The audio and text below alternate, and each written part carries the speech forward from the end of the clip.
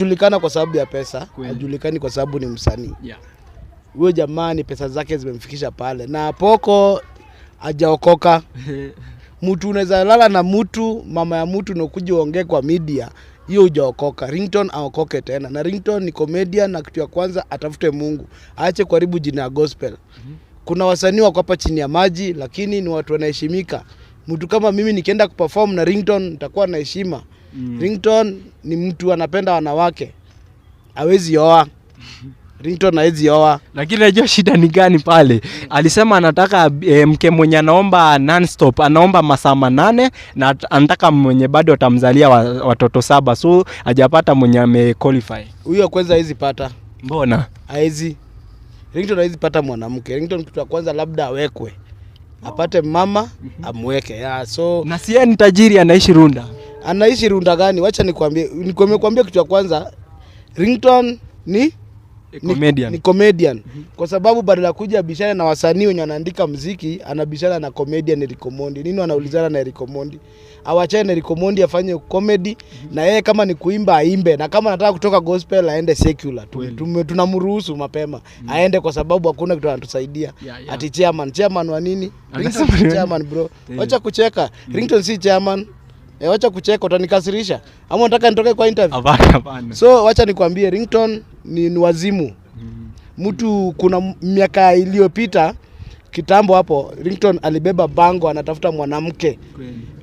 Mtu mgani mwenye anajulikana kwa na pesa anaweza tafuta mwanamke aweke kubango kwa Nairobi anatembea anatafuta mwanamke?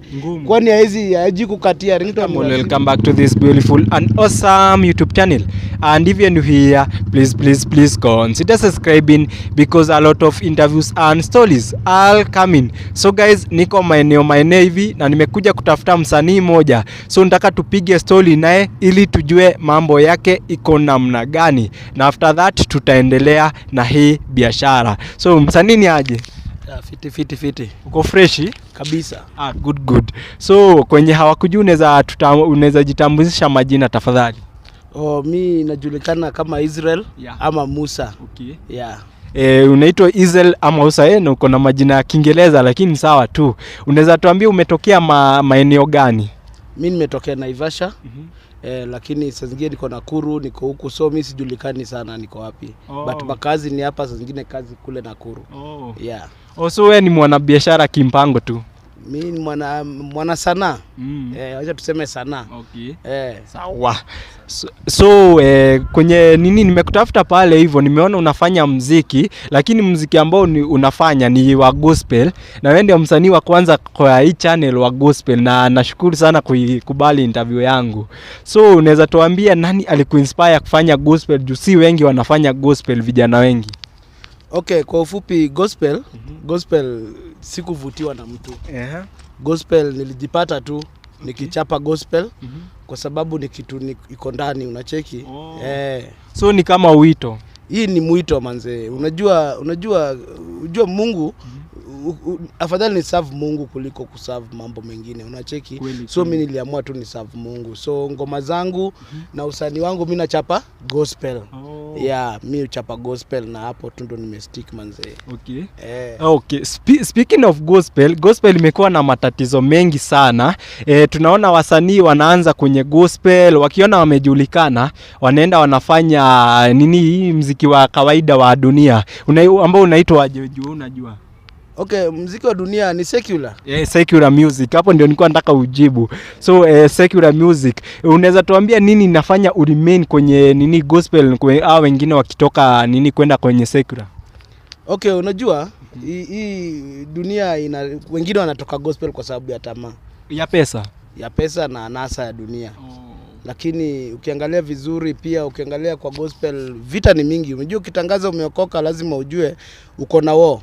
Uko na wao na shetani na watu na hivyo na dunia. So mimi upande wangu kwa gospel ni kugumu, inataka kuwa na roho. So wenye walitoka ama wenye wanatoka gospel wakienda kwa secular, mimi naona tu ni kuvumilia walishindwa, alafu ni watu wanashindwa kupigana na majaribu. So you can say that kulingana na venye umesema kuna msanii mwingine tushaifanya naye interview wa gospel bado akasema wengi wanatoka kwenye gospel juu ya hela, ati gospel haina pesa, lakini juu ukienda kwenye secular unaitwa kwenye virabu, lakini ukikuwa kwenye gospel hauitwi kwenye virabu. Unaweza tuambia ni kweli ama ni uongo hivyo? Unajua kuna watu wanafanya muziki wapate pesa. Yeah, na ndio wengi. Na kuna watu wanafanya muziki wa deliver message kwa watu waokoke. Yeah. So mseme kwa mfano ukipata pasta na ubiri, kuna pasta anataka pesa na kuna mwenye hata hahitaji hiyo pesa, na ubiri ndia aokoe mioyo ya watu. Kweli. Kwa hivyo wenye walitoka gospel wakisema hakuna pesa, hao ni wenye wako na tamaa na wako na haraka na pesa. Unaona? Yeah. Mimi sina haraka na hiyo pesa, na yenye napata kidogo inaniridhisha kwa sababu it's ati gospel haina pesa, ina pesa bro. Ina pesa. Ni venye utajipackage. Ni vile utajipackage na venye utajiweka ukwe na heshima, unaona? Yeah. Yes. So unakuta mtu unaimba unajaribu gospel ndio upate pesa, then unakosea pesa unaenda kwa secular. Unaona? Yeah. Kwa sababu ya tabia yako mbaya. Okay. Ukiwa tabia mbaya tu utakuta gospel haikulipi. Utaitwa na nani na wewe ni msherati? Kweli. Unaimba gospel wewe ni msherati. Wewe uko na anasa za dunia, utaitwa na nani? Hakuna. Lakini ukiwa mtakatifu utaitwa, utaona matunda. Angalia kabisa. Yeah, asante. Okay. So that means Israel Musa hawezi toka kwenye gospel. Gospel singatuki bro. Okay. Singatuki kabisa. Wow. Yeah. So that means kuna msanii pale hivyo ambaye anaitwa Ringtone Apoko, namjua huyo? Ringtone namjua. Okay. Nilimjua kitambo sana msanii Ringtone Apoko. Okay. Namfahamu. So pale hivyo amekuwa akipigwa vita sana juu umesema wewe ni msanii wa gospel na anasema yeye ndio chairman wenyu.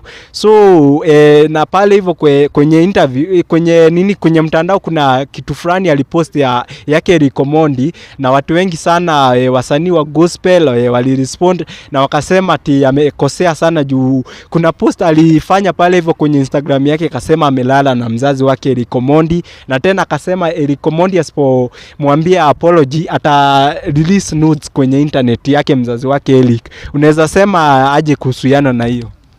Kitu ya kwanza Ringtone anajiita, anasema yeye ni chairman wa nani? Wenyu wa gospel. Ringtone kitu ya kwanza, Ringtone si msanii wa gospel. Ringtone ni comedian. Na mimi naona anafanya gospel. Gospel zake bado ziendi kwa sababu ule jamaa anajulikana kwa sababu ya pesa, hajulikani kwa sababu ni msanii. Yeah. Huyo jamaa ni pesa zake zimemfikisha pale. Na Apoko hajaokoka. Mtu unaweza lala na mtu, mama ya mtu na ukuje uongee kwa media, hiyo hujaokoka. Ringtone aokoke tena. Na Ringtone ni comedian, na kitu ya kwanza atafute Mungu. Aache kuharibu jina ya gospel. Kuna wasanii wako hapa chini ya maji lakini ni watu wanaheshimika. Mtu kama mimi nikienda kuperform na Ringtone nitakuwa na heshima. Ringtone ni mtu anapenda wanawake. Hawezi oa. Ringtone hawezi oa. Lakini unajua shida ni gani pale? Alisema anataka mke mwenye anaomba non-stop, anaomba masaa 8 na anataka mwenye bado atamzalia watoto 7. So hajapata mwenye amequalify. Huyo kwanza hawezi pata. Mbona? Hawezi. Ringtone hawezi pata mwanamke. Ringtone kitu cha kwanza labda awekwe. Apate mama amweke. Yeah, so na si ni tajiri, anaishi Runda. Anaishi Runda gani? Wacha nikwambie kitu cha kwanza, Ringtone ni comedian.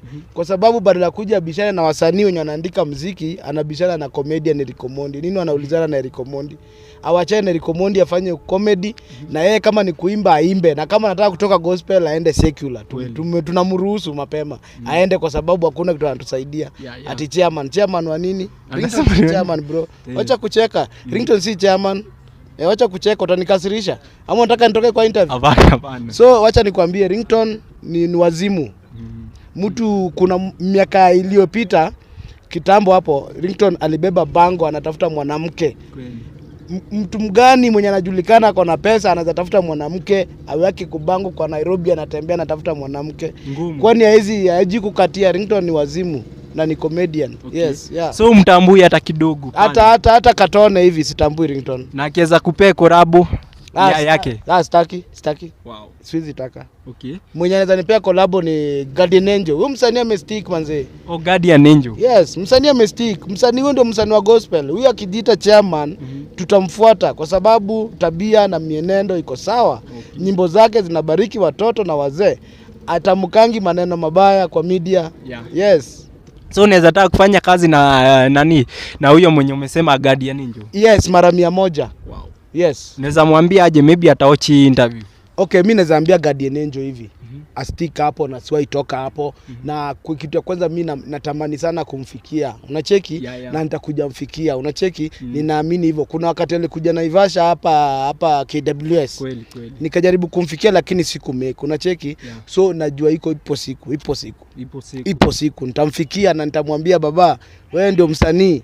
Wewe ndio tunakutambua, wewe unafaa kukua sasa. Wewe ndio jamaa ndio king sasa hizi. Wasanii tuliwasikia wengi, walienda wengi, magospel walikuja wengi wakaenda. Lakini huyu msee venye alianza na gospel ni hivyo, hajai change. Na hajai change. Kweli. Hajai change, anaendanga hivyo na mtindo yake ni hivyo, na hajai copy mtu. So hiyo ni kitu iko ndani. Na hakuna mtu anaweza copy Guardian Angel.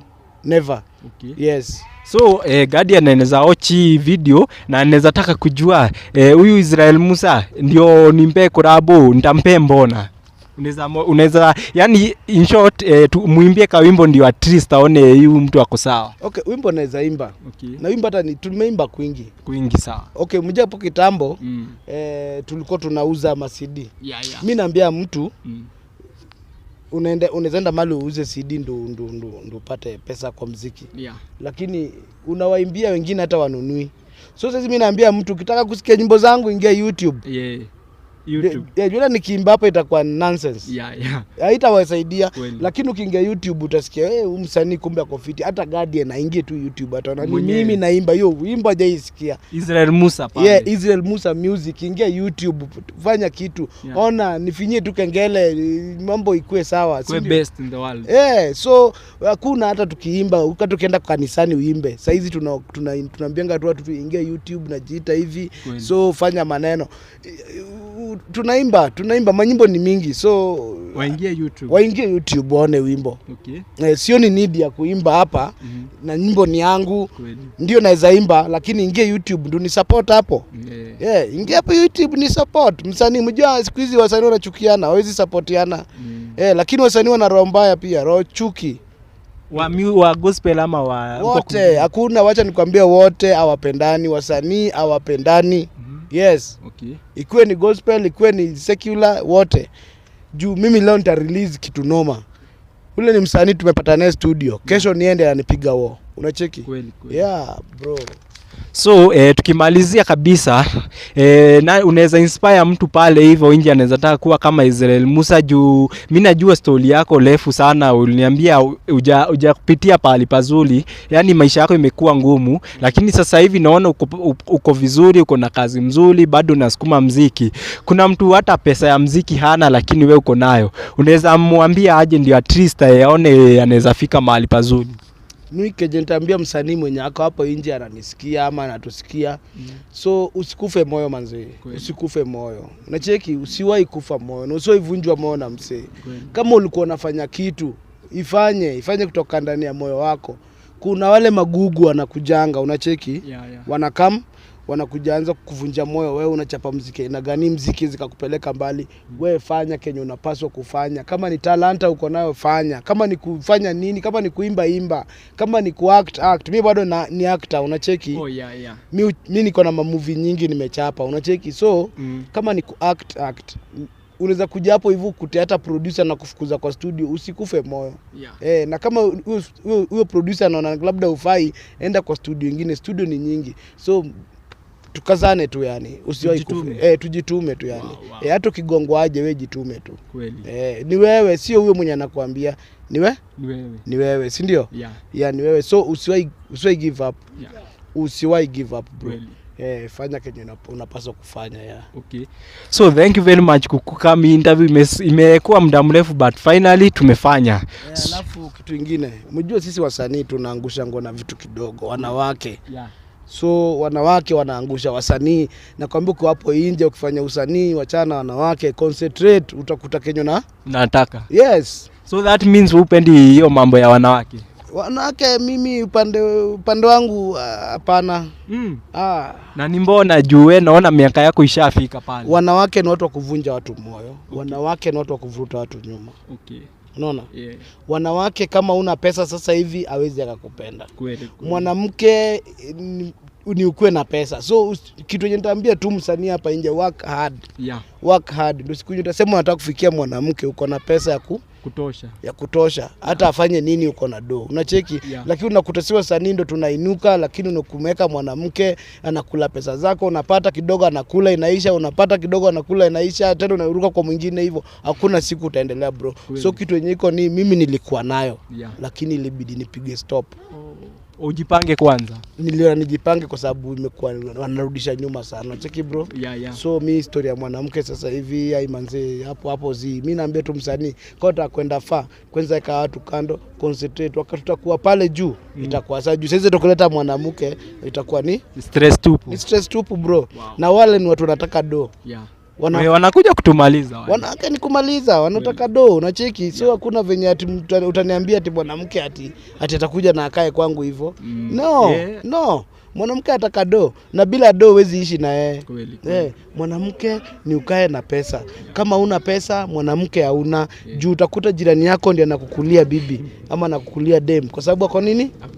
Ako na pesa. So wanaume tu work hard. Mimi saizi ni mimi na kazi. Yeah. Yes. Alafu wao wengine au wengine wakae kando kwanza. Na Mungu mbele. Kweli. Mimi na familia yangu tosha.